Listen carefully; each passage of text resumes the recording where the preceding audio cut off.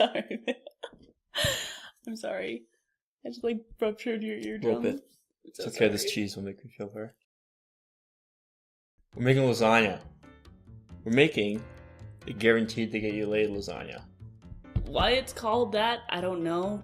Because I know personally, every time I've eaten lasagna, afterwards I've not felt like getting laid. Doesn't this giant bowl of cheese it just screams. Get you in the mood? Screams, I'm in the mood.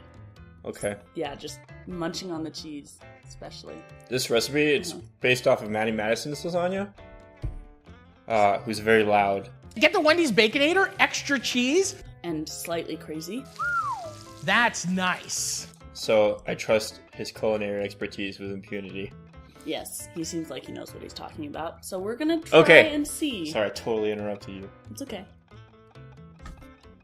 First thing we're gonna do is move this giant bowl of cheese away so that we stop eating it. I resent that completely. And then we're going to take one large carrot, peel it, and grate it completely, the health center of our entire lasagna. There's one carrot.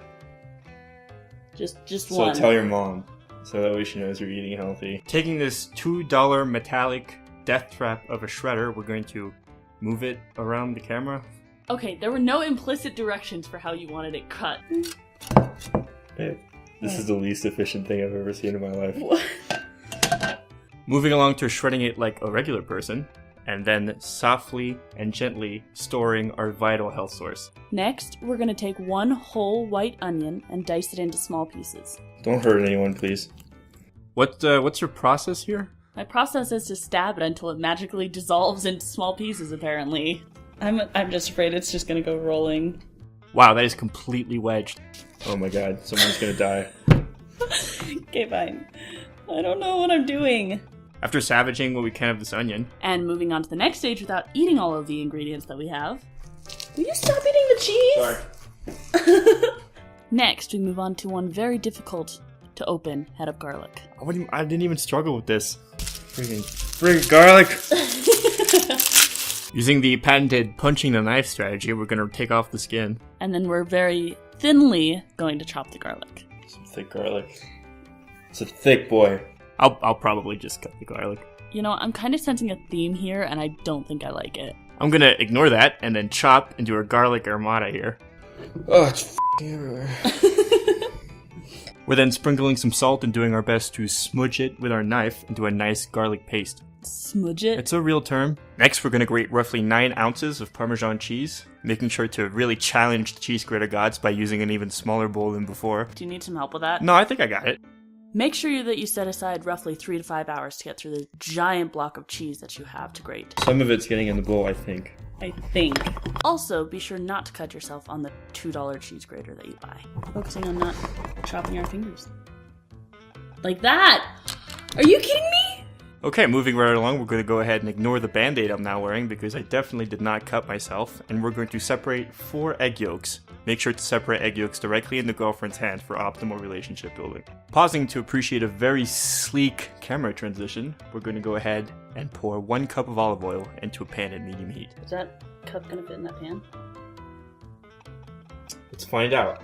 Making a mental note to question future oiling habits. And reminding ourselves exactly how much a cup of something is, we are now going to add the whole chopped onion, the 1 shredded carrot we have, and all of the minced garlic into our hot oil. In this much larger container, we're going to pour 1/2 cup of canola oil in order to brown at medium heat our nearly 4 pounds of ground beef. We are using the technique of just dropping giant balls of meat into the oil. Patent pending, very, very strategical technique.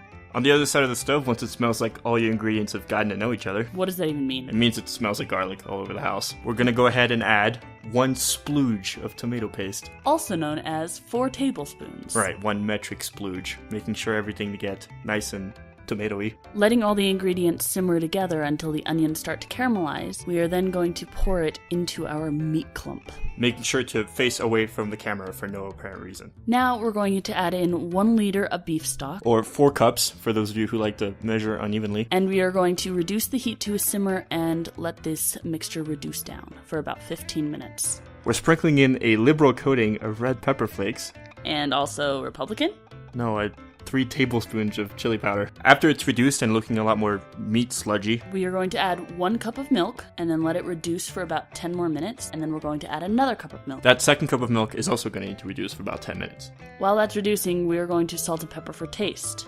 We're now going to take this bad boy off the heat, let it cool down for a couple minutes, and then add the 4 egg yolks so that it can emulsify into the meat.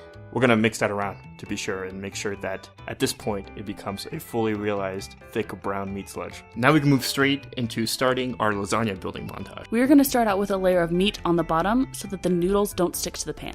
Then the pasta, I'm not exactly sure how this fits. A spirited discussion about how to align your noodles is bound to happen. Oh, also we're using oven-ready lasagna pasta because it's easier. And we're going to do a layer of meat to cover the pasta. And cheese, so everybody knows that the way to a girl's heart is through heaping handfuls of mozzarella. And you've got about 3 pounds of cheese, so just go nuts here. We're doing this whole process about 3 more times. And the very top layer is reserved for the previously shredded Parmesan cheese. We have our oven at 350 degrees, and we're baking this thing for about 35 minutes. While the lasagna is in the oven, we're going to very surgically chop up some parsley. Hey, don't make fun of my parsley chopping skills. Look at that beautifully cooked lasagna. But you can't eat it now, otherwise you're going to be eating molten swamp lasagna. So you have to let it cool for about 15 minutes. We're adding parsley onto the top of ours because we feel like it'll make it slightly healthier. Now, if you excuse me, we're going to try to eat this 10-pound meat monster. Maybe invite 8 to 12 friends. Also, maybe renew that gym membership.